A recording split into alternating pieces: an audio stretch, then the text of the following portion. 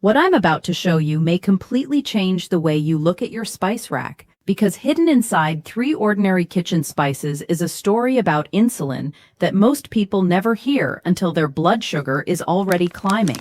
And when I reveal spice number 1, the one almost nobody uses correctly, you're going to understand why so many people slide from a little high fasting glucose to full type 2 diabetes without realizing their own kitchen could have helped them fight back much sooner.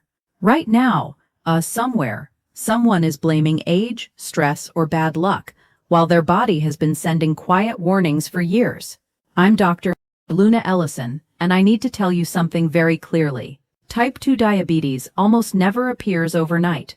It builds slowly, through insulin resistance, rising after-meal sugar, stubborn abdominal weight, inflammation, poor sleep, and habits that seem harmless until one day your doctor says the word prediabetes. Before we begin, please subscribe to my channel, support our mission, and stay with me for life-saving health guidance weekly. By the end of this video, you'll know which 3 spices deserve your attention, how they may help your body respond to insulin, who needs to be cautious, and why spice number 1 may surprise you. Let me tell you about Helen first, because her story reveals the danger of waiting too long. Helen was 67, active enough, not overweight by much, and convinced diabetes was something that happened to other people. She didn't drink soda, she didn't eat candy all day. She thought she was doing fine. Then her energy started dipping after lunch. She felt sleepy in the afternoon, hungry again an hour after breakfast, and strangely shaky if dinner came late. Nothing dramatic, just little disruptions. Her fasting glucose came back mildly elevated. Her A1C was in the prediabetes range. She was stunned because no one had ever explained that insulin trouble can begin long before diabetes is diagnosed. And that is the part so many people miss. Blood sugar is not just about sugar. It's about insulin, the hormone that acts like a key, helping glucose move from your bloodstream into your cells. But when your body becomes resistant to insulin, that key stops working smoothly. Your pancreas responds by pushing out more insulin, more often, for more years, just to keep up. For a while, that hidden overwork keeps blood sugar looking almost normal. Then the cracks begin to show. Your waistline changes, your cravings change, your energy changes, your lab work begins to drift. And if nothing interrupts that process, type 2 diabetes starts moving in quietly. Now here's what almost no one explains properly. Some spices do not cure diabetes, and they are not a substitute for proper food choices, meal, exercise, glucose levels typically sleep, spike rapidly, weight control, or but as this medication graph when shows, medication is fenugreek truly can help needed. soften that But impact. certain spices may support the exact weak points that drive insulin resistance. They may help with inflammation. They may help blunt glucose spikes after meals. They may help your cells respond a little better to insulin. And when you combine those small effects over months and years, the difference can become meaningful. That's why I'm not talking about miracle cures today.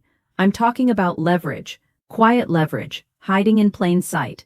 So let's begin with spice number 3, because this one is the most famous, the most overhyped, and also the most misunderstood. People hear about it constantly. Some swear by it. Others dismiss it completely. But the truth sits in the middle. And if you understand that middle ground, you'll never look at breakfast the same way again. Spice number 3 is cinnamon. And before you roll your eyes and think, oh, I've heard that one before, stay with me. Because most people either expect far too much from cinnamon or use it in a way that wipes out the very benefit they were hoping to get. Let me show you what happened to Robert. Robert was 72, and every single morning he ate what he thought was a healthy breakfast: instant oatmeal, dried fruit, honey, and a big banana. On paper, it sounded wholesome. In reality, it was pushing his blood sugar up like a rocket. By 10:30, he was hungry again, tired again, and reaching for crackers. His doctor told him his fasting numbers were creeping upward, and Robert did what many people do. He bought a cinnamon supplement and expected it to save the day. But nothing changed, because no one told him cinnamon helps most when it supports a smarter routine. It cannot rescue a high-sugar breakfast all by itself. Here's what cinnamon may do. Certain compounds in cinnamon appear to help the body handle glucose a little more efficiently and may improve insulin sensitivity in some people. It may also slightly reduce fasting glucose in some studies. But I want to be honest with you, Because honesty matters more than hype. The effect is usually modest, not magical, and the evidence has been mixed. Some people see improvement, some see very little, and some assume it failed when the real problem is that their overall meal pattern is overwhelming the spice. Cinnamon is not a shield against chronic overeating, poor sleep, constant snacking, or hidden sugars. It is support, not salvation. But that modest support becomes more interesting when you use it strategically. Cinnamon may be most useful when it replaces sweetness instead of sitting on top of sweetness. That distinction matters enormously. If you sprinkle cinnamon onto a pastry, a sugary cereal, or a syrupy coffee drink, you haven't created a blood sugar tool. You've decorated a glucose spike. But if cinnamon helps you cut back on sugar in oatmeal, yogurt, chia pudding, baked apples, nuts, or even plain tea, then suddenly it's working in two directions.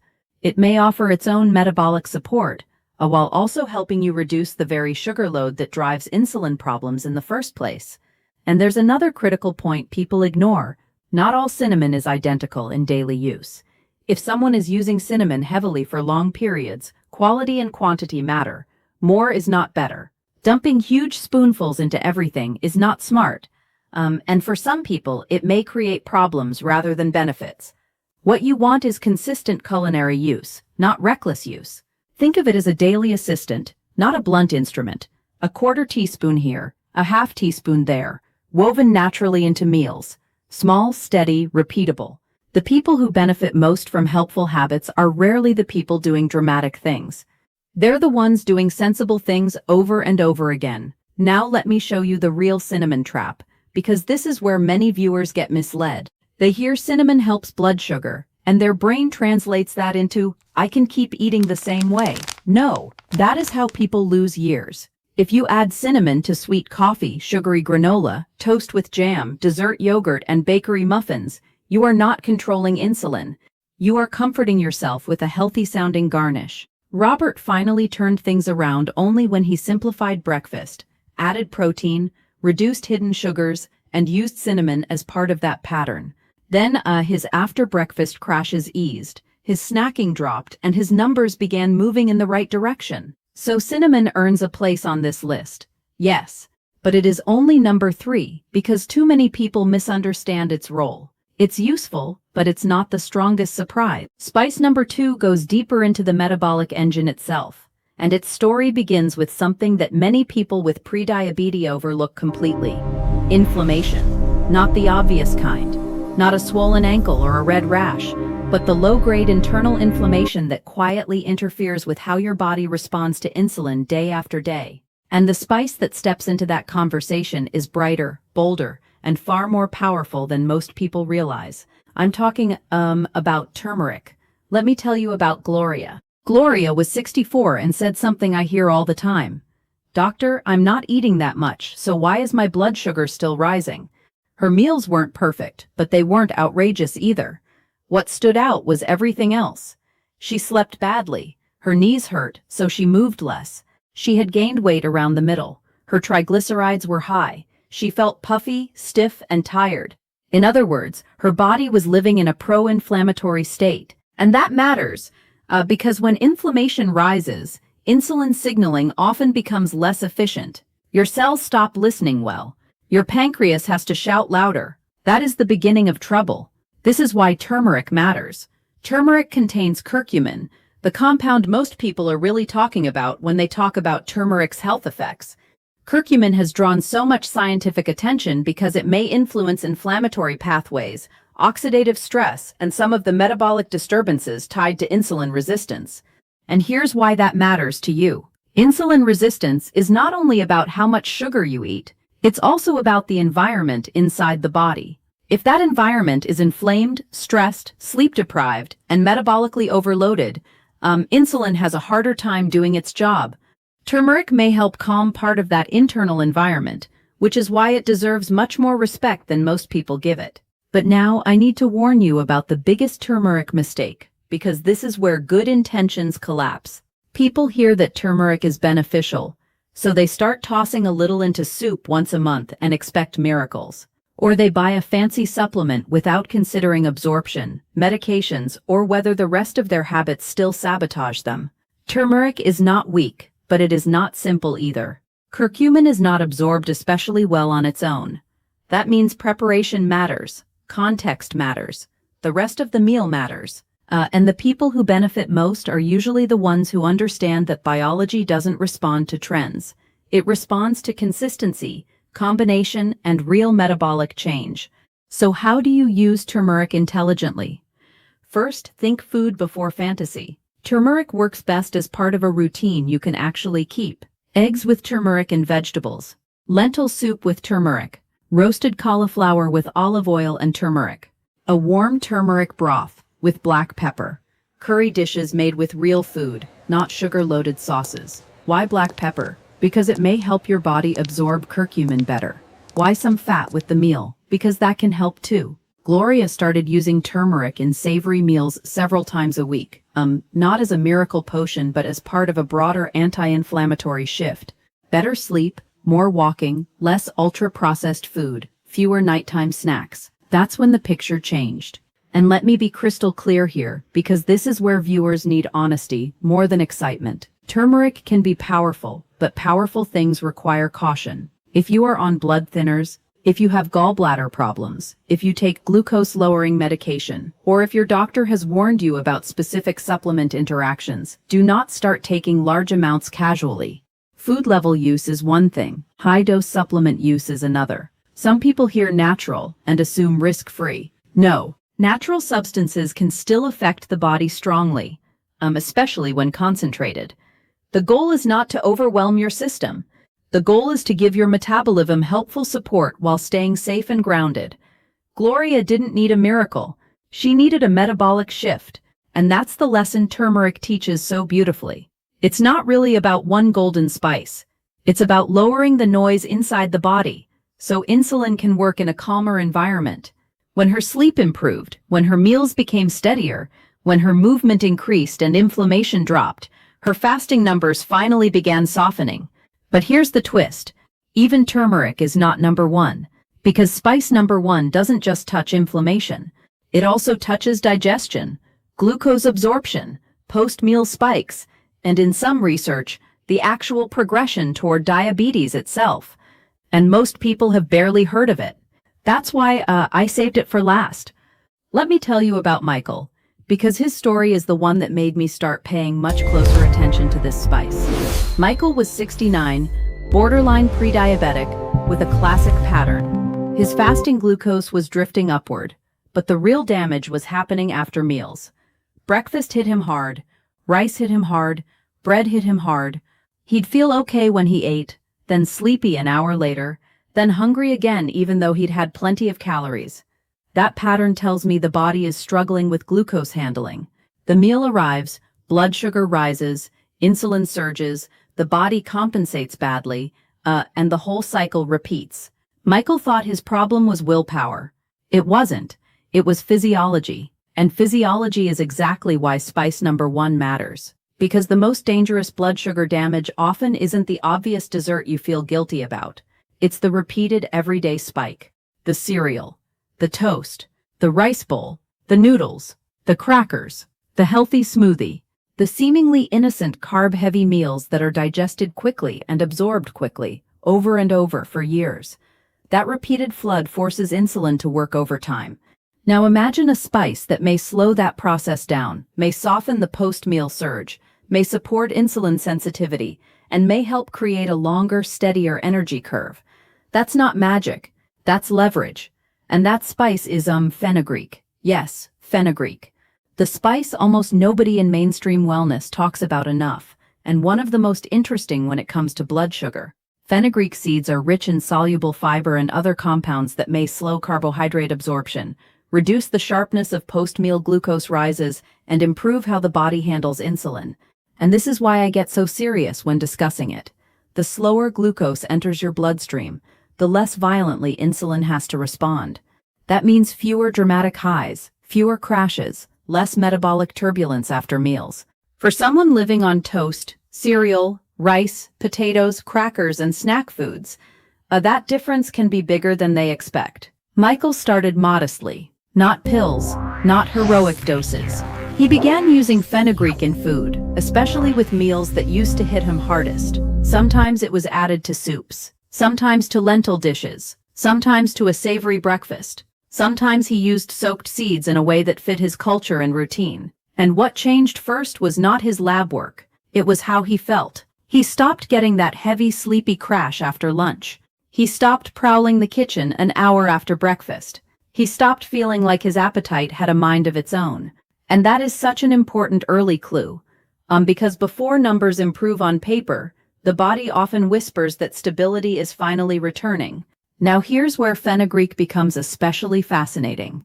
Unlike the person who waits for diabetes to arrive and then panics, fenugreek has attracted attention partly because it may be useful earlier, in the pre-diabetes stage, when the body is strained but not yet broken. That matters enormously. Once type 2 diabetes is established, reversing the full process becomes harder. Not impossible for some people, but harder. The smartest time to intervene is before the cliff, not after the fall. Fenugreek belongs in that conversation because it may help reduce the glycemic burden of meals and has shown promise in people trying to avoid progression rather than merely react to damage already done. But here is the mistake I need you to avoid, and it's the same mistake people make with every healthy food trend. They hear about one beneficial ingredient and build a fantasy around it. Please don't do that. Fenugreek is not permission to keep drinking sweetened coffee, grazing on processed carbs, sleeping 5 hours and sitting all day. It is not a substitute for testing, for medical follow-up, or for medication if your condition already requires it. What makes fenugreek powerful is not that it replaces discipline, it's that it can make a disciplined pattern more effective. That is what real metabolic tools do. They cooperate with good habits. They do not erase bad ones. And now I need to tell you something viewers rarely hear. The true battle with insulin is not fought only in the pancreas. It is fought in your routines, in the order of your meals, in the pace of digestion, in the amount of muscle on your body, in your sleep, in your stress, in your walking after dinner, in whether your breakfast begins with protein or sugar. Spices enter that battlefield as support agents. Cinnamon may help with glucose handling and reduce how much sweetness you need. Turmeric may help calm inflammatory signals tied to insulin resistance. Fenugreek may help slow the meal itself and steady the surge.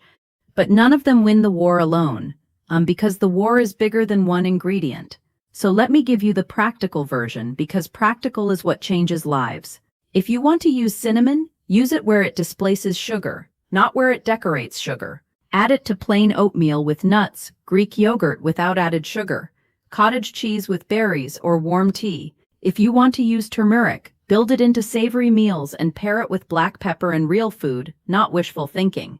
If you want to use fenugreek, start with food-level use in meals that tend to spike you, especially meals higher in starch. Small amounts, repeated consistently, usually beat dramatic amounts used for 1 week and forgotten. Let me also tell you who should stop and think before rushing into this. If you take insulin or glucose-lowering medication, if you have liver issues, gallbladder disease, a bleeding risk, digestive sensitivity, or you're already prone to low blood sugar, speak to your doctor before using concentrated supplements. Food use is one thing. Extracts and capsules can be something else entirely. This is especially important for older adults who are already taking multiple medications. The body is not a laboratory table where you can pile on compounds carelessly and expect no interaction. Please remember that. Natural does not mean weak. It does not mean safe for everyone. And it definitely does not mean unlimited. Now let's talk about the hidden mistake that destroys the benefit of all 3 spices. The mistake is this: people add them to the wrong lifestyle. They put cinnamon into a sugary latte. They put turmeric into a packaged sauce loaded with starch and seed oils. They take fenugreek, then spend the day sitting, snacking, and sleeping badly. Then when their numbers don't change, they say the spices don't work. But the spices were never given a fair metabolic environment to work in. If your body is flooded with excess calories, poor sleep hormones, chronic stress, and constant refined carbs, no spice on earth is going to look impressive in that storm. That is why the people who improve often seem almost boring from the outside. They walk after meals. They stop drinking sugar. They simplify breakfast. They eat protein earlier in the day. They reduce late-night eating. They carry more muscle. They lose even a little abdominal fat. They sleep better. And then, layered onto that, they use helpful ingredients consistently. Suddenly their fasting glucose begins easing downward. Their afternoon crashes stop. Their cravings calm down. Their waistline starts loosening. Their doctor says, "Whatever you're doing, keep going." That is not boring to me. That is extraordinary. Because it is how real prevention happens, quietly, before catastrophe arrives. And yes, I need to say something about prevention, because the title of this video matters. Can these spices prevent type 2 diabetes by themselves? No, not by themselves. But can they support the body in ways that may lower risk when used as part of a serious prevention routine? Absolutely they may. And that distinction is not small. Prevention is not one dramatic act. Prevention is 100 smaller decisions that reduce insulin strain over time, lowering added sugar, increasing fiber, building muscle, sleeping better, losing a little weight if needed, managing stress, moving after meals, and yes, using strategic foods and spices that help your metabolism instead of fighting it. That is how people change their trajectory. Let me bring Helen back for a moment, because her story didn't end with fear. Once she understood insulin resistance, she stopped chasing random health trends and started building a pattern. She replaced sweet breakfast foods with higher protein meals and used cinnamon for flavor instead of sugar. She cooked more anti-inflammatory meals using turmeric and black pepper. She added fenugreek to dishes that used to send her blood sugar soaring. Most importantly, she walked after dinner, slept more consistently, and stopped treating prediabetes like a minor warning she could ignore. Her next labs weren't perfect, but they were better. And better matters.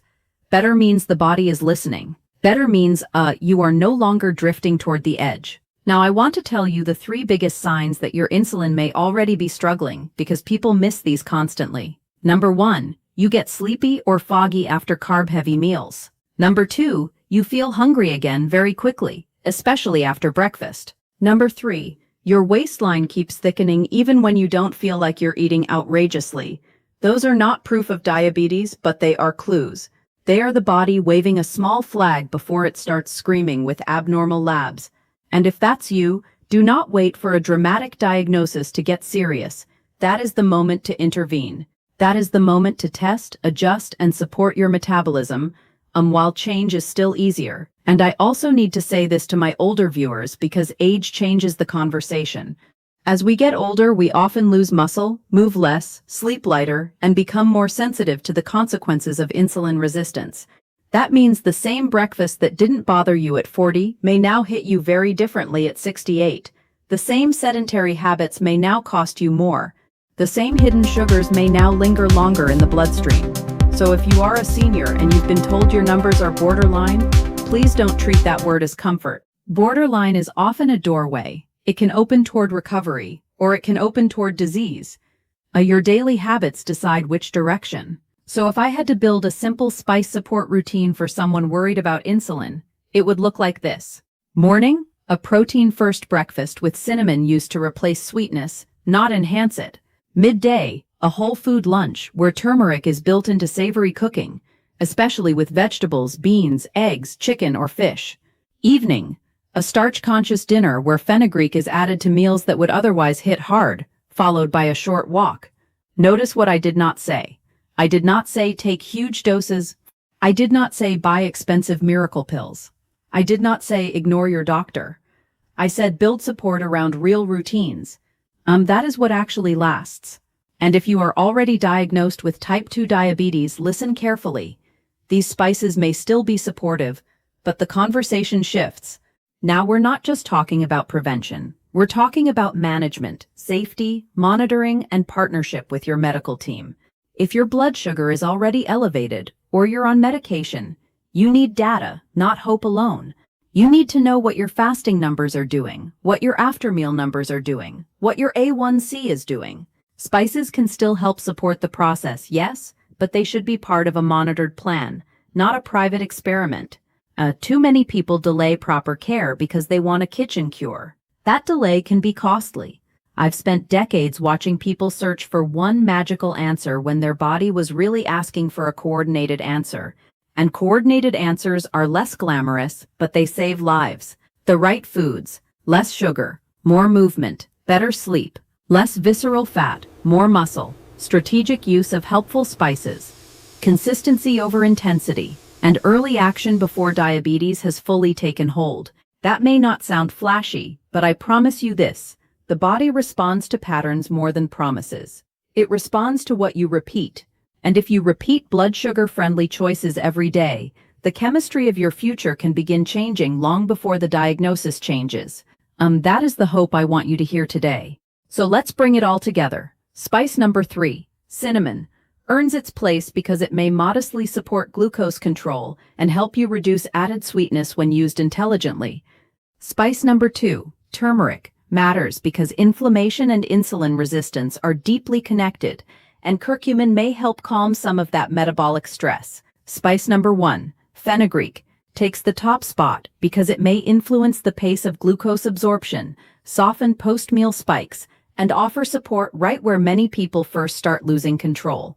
None of them are magic. All of them are useful when used correctly. And together, they remind us that prevention often begins with small things repeated with purpose. Before we finish, I want you to imagine 2 futures. In one future, you ignore the warning signs. You keep calling it just aging. You wait until fatigue becomes constant, until your A1C climbs, until the doctor says the disease has officially arrived. In the other future, you act early. You test. You learn. You build meals that stop punishing your pancreas. You move after eating. You sleep like your metabolism matters, because it does. And you use every safe advantage available to you, even the quiet ones sitting in your spice cabinet right now. One future is passive, the other is protective. And that choice is often made long before anyone says the word diabetes out loud. If this video opened your eyes, don't keep it to yourself. Share it with someone who is tired after meals, someone whose doctor mentioned prediabetes, someone who keeps saying, "My numbers are only a little high." Sometimes the little warnings are the most important warnings of all. Subscribe to this channel if you want clear, practical health information without confusion, gimmicks, or false promises.